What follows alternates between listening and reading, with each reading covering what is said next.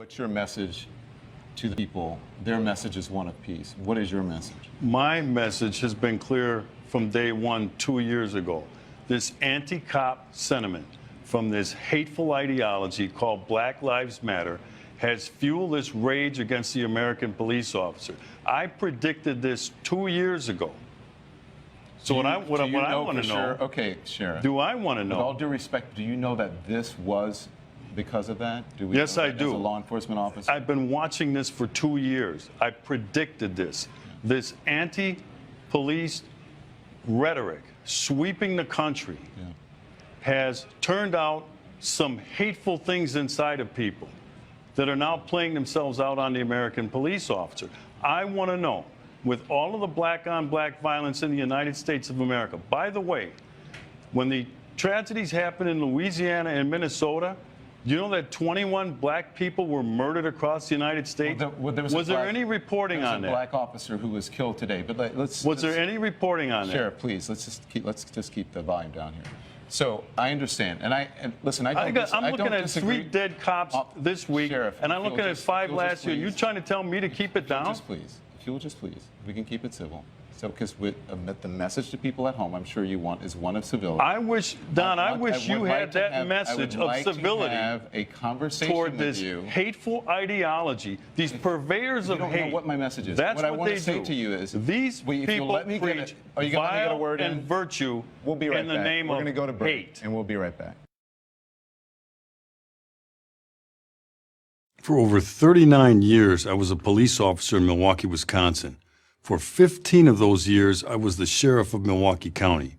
I've done everything you can do as a cop, from walking the beat to investigating murder to running the agency. I've met a lot of cops of every race, ethnicity, and background. Here's what I can tell you. Cops are not perfect. That's not a news flash, but this might be. They don't have to be perfect. They have to be excellent. And most officers reach excellence every single day, and often under very difficult circumstances you can't imagine and wouldn't want to if you could. Perfection is an unattainable goal. Cops are ordinary human beings, like everyone else. Lawyers, surgeons, and baseball players, they make mistakes. But no profession works harder to correct its mistakes. You can mark social progress by the improvements made by police departments over the last 50 years. Today, police are more professional, better educated, and better trained than at any time in their history. You wouldn't know it, though, if you listened to self-serving, self-righteous politicians and activists. In their version of history, the police are the villains of the story, not its heroes. Like everything else this crowd does, they've got it all backwards. The police aren't the problem. The politicians and activists are. The police didn't create the failed urban policies that have locked people into generational poverty. The police aren't responsible for fatherless homes, failing schools, and bad lifestyle choices. And they sure as hell aren't responsible for the lack of respect shown to police officers.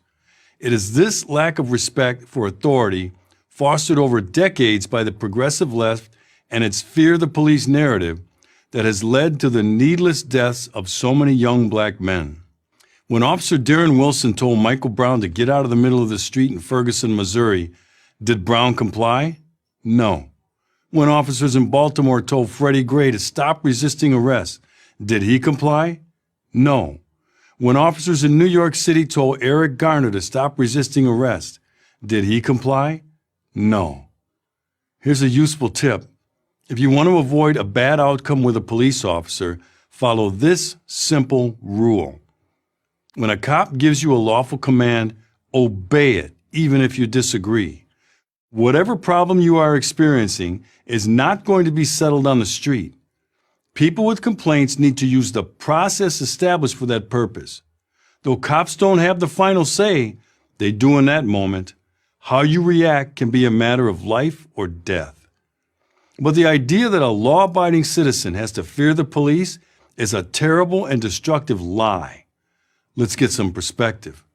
In 2014, 990 people were killed in police use of force incidents. Does that sound like a lot? Did you know that according to a Johns Hopkins study, That same year, medical errors killed 250,000 people.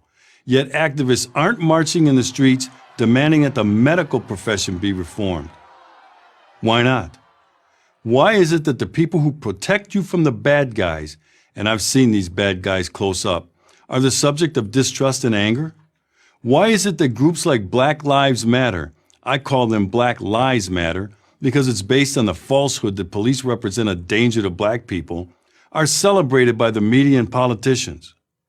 All this is taking its toll on cops, and even more tragically, on the law-abiding citizens in the neighborhoods that most need a strong police presence.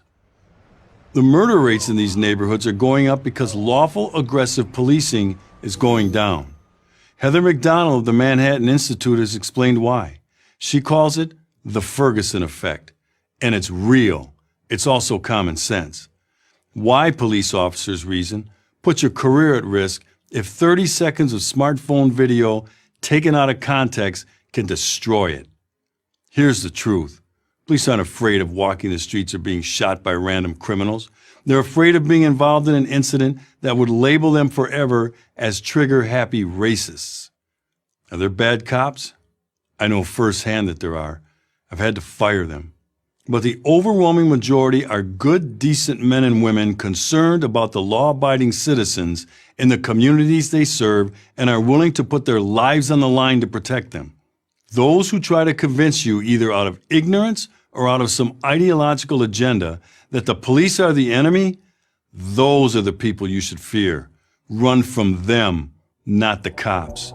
I'm Sheriff David Clark for Prager University.